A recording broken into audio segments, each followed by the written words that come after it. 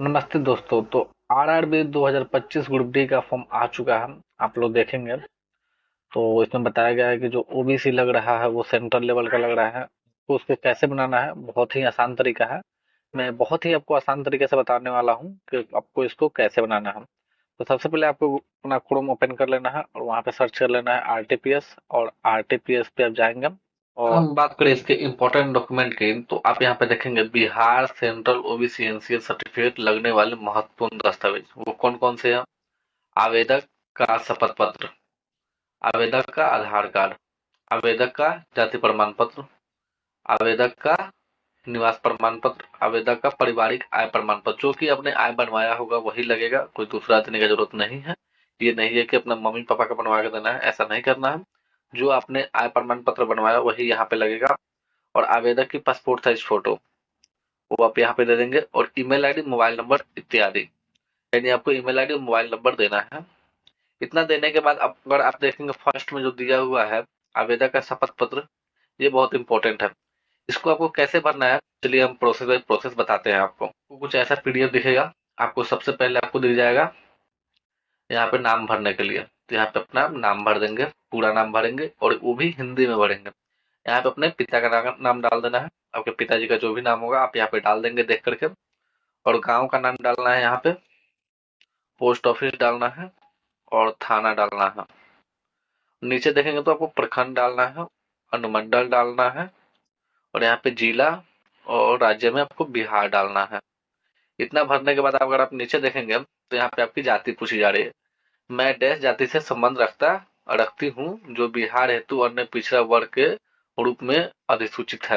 यानी आपका जो भी जाति होगा, अगर ओबीसी आप बनवा रहे हैं तो आपका जाति जो भी होगा वो यहाँ पे आप डाल देंगे, कौन सी जाति है वो यहाँ पे आपको भर देना है। इतना भरने के बाद अगर आप नीचे देखेंगे तो मेरे माता पिता की वेतन से वार्षिक आय, यानी आपके माता पिता की जो आय है वो यहाँ पे पूछा जा रहा है, आप वो यहाँ भर देंगे अपने आय प्रमाण पत्र से देख करके। और वो और आय प्रमाण पत्र से देख करके यहाँ पर भी नीचे वही भरना है, मेरे माता पिता की अन्य स्रोत से बिजनेस प्रोफेशन सहित कुल वार्षिक आय। यानी आपको यहाँ पे कुल वार्षिक आय भरना है। इतना भरने के बाद आपको नीचे अगर देखेंगे तो यहाँ पे आपको हस्ताक्षर करना है। यहाँ पे आप हस्ताक्षर कर देंगे और जैसे भी आप साइन करते हैं यहाँ साइन कर देंगे, यहाँ स्थान भर देंगे और यहाँ पे दिनांक भर देंगे। ये फॉर्म को आपको क्या करना है, स्कैन करके और अपलोड करना है।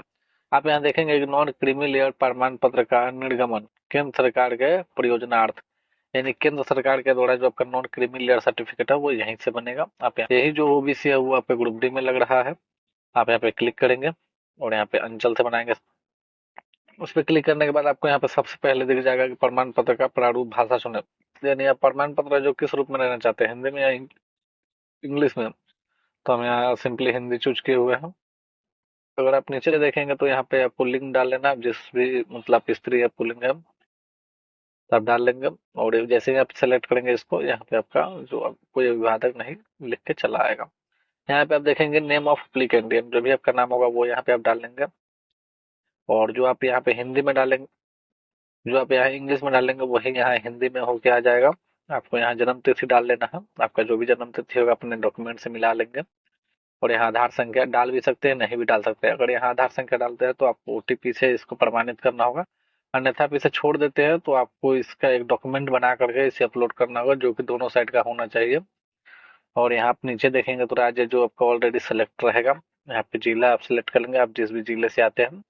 अनुमंडल सेलेक्ट कर लेंगे, आप जिस भी अनुमंडल से आते हैं। प्रखंड सेलेक्ट कर लेंगे, जो भी आप प्रखंड आपका जो होगा, अपना गांव का नाम से यहाँ डाल देंगे। और यहाँ पे आप वार्ड संख्या डालना जरूरी नहीं है, आप चाहे तो डाल भी सकते हैं, चाहे तो छोड़ भी सकते हैं। और यहाँ डाकघर यहाँ डाल लेंगे आप, पिन कोड डाल देंगे। और सर्किल नंबर जो डालना जरूरी नहीं है, और होल्डिंग नंबर भी डालना जरूरी नहीं है, आप छोड़ भी सकते हैं इसको।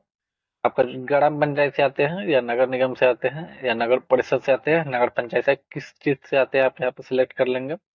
यहाँ पे आप थाना सिलेक्ट कर लेंगे, जो भी आपका थाना होगा।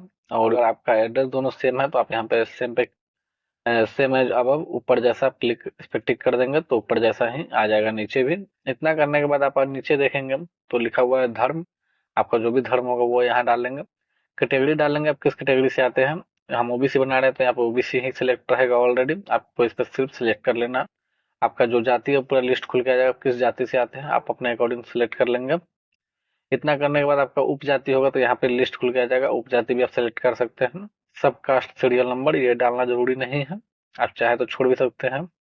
और पेशा आप क्या करते हैं, तो छात्र हैं, सरकारी सेवा में है या निजी सेवा है या व्यापार है, किसान है, गृहिणी है, आप क्या है चूज कर सकते हैं। अगर आप इनमें से किसी में नहीं आते हैं तो आप अन्य पर भी सिलेक्ट कर सकते हैं। इतना करने के बाद आप नीचे देखेंगे तो कास्ट सीरियल नंबर है ये, तो यहाँ पे कास्ट सीरियल नंबर यहाँ पे खुद ही आ जाएगा।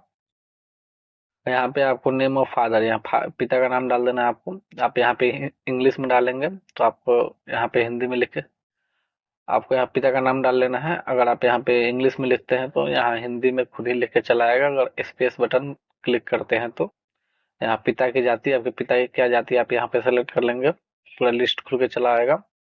इतना करने के बाद आप देखेंगे नीचे की माता का नाम आपका पूछा जा रहा है, आप यहाँ पे इंग्लिश में डालेंगे और यहाँ पे हिंदी में लिख के आ जाएगा। यहाँ ईमेल आईडी मांगेगा, आप यहाँ अपना ईमेल आईडी डाल देंगे और अपना मोबाइल नंबर डाल देंगे और यहाँ पे फोटो डाल देंगे। और जो ईमेल आईडी है उस पे भी आपका जो रिसीविंग है वो भेजा जाएगा बनने के बाद, और जब बन जाएगा तो भी आपके ईमेल आईडी पे वो पीडीएफ भेजा जाएगा। ईमेल आईडी डालने के बेनिफिट बहुत सारे होते हैं, आप यहाँ पे डाल देंगे। ये सब आपको छोड़ देना है और यहाँ पे आप नीचे आएंगे तो आपको यहाँ सरकारी सेवा से आय दिख जाएगा। अगर आपका सरकारी सेवा से कुछ आता है तो आप यहाँ डाल देंगे, अन्यथा छोड़ देंगे। व्यवसाय से आय आप यहाँ पे डाल देंगे। अगर आपका आता है तो पेंशन अगर आपका है तो आप डाल देंगे, वरना छोड़ देंगे इसे भी। कृषि से आय आप डाल लेंगे और यहाँ वार्षिक आय कुल लिख के चलाएगा। इतना भरने के बाद अगर आपको आइडिया नहीं लग रहा है कि इसमें कैसे क्या भरना है तो अपना आय प्रमाण पत्र में देख लेंगे और देख के भर सकते हैं, सिंपल है। अगर यहाँ पे लिखा हुआ है दूसरे नंबर में क्या कर भुगतान करते हैं, अगर आप करते हैं तो यहाँ पे हाँ लिखेंगे, अन्यथा नो पे टिक कर देंगे। क्या संपत्ति कर के अंतर्गत आता है, अगर आता है तो हाँ करेंगे, अन्यथा नो करेंगे। नीचे आगे देखेंगे तो यहाँ पे 3 कंडीशन दिए गए हैं। तो यहाँ पे जो आपका है निवास प्रमाण पत्र लगने वाला है, जाति प्रमाण पत्र लगने वाला है और आय प्रमाण पत्र लगने वाला है। और जो फर्स्ट में दिया गया वो आवेदक का स्वयं शपथ पत्र है, यानी जो शपथ पत्र मैंने बताया ये। तो ये तीनों पे आप टिक कर लेंगे। टिक करने के बाद आप नीचे यहाँ पे कैप्चा डालेंगे और सबमिट के बटन पे क्लिक कर देंगे। सबमिट करने के बाद कुछ इस तरह से इंटरफेस खुल के आ जाएगा आपका। आपका पूरा डिटेल जो आपने भरा हुआ है वो अच्छे से आप मिला लेंगे, ये बहुत ही जरूरी है। अगर आप यहाँ से नहीं मिलाते हैं अच्छे से तो आपको एडिट करने के बाद में ऑप्शन नहीं दिया जाएगा। अब अपना पूरा डिटेल्स खोल के चेक कर लेंगे अच्छे से। चेक करने के बाद आपको नीचे आ जाना है। नीचे आने के बाद आप यहाँ पे अटैच करना है जो भी आपका डॉक्यूमेंट है, और इस तरह से आपका खुल के आ जाएगा कास्ट सर्टिफिकेट यानी बीसी यानी जो भी आपका कास्ट सर्टिफिकेट है वो यहाँ पे आप देख के भर देंगे। निवास प्रमाण पत्र अपना डाल देना है, अपलोड कर देना है। और यहाँ पे आपका आय प्रमाण पत्र मांगा गया है, अपना आय प्रमाण पत्र आप यहाँ पे अपलोड कर देंगे। यहाँ पे जो शपथ पत्र है जो मैंने बताया था वही शपथ पत्र भर के आपको यहाँ पे स्कैन करके यहाँ पे अपलोड कर देना है। और यहाँ पे आपको आधार कार्ड डाल देना है, अपना आधार कार्ड देख लेंगे आप।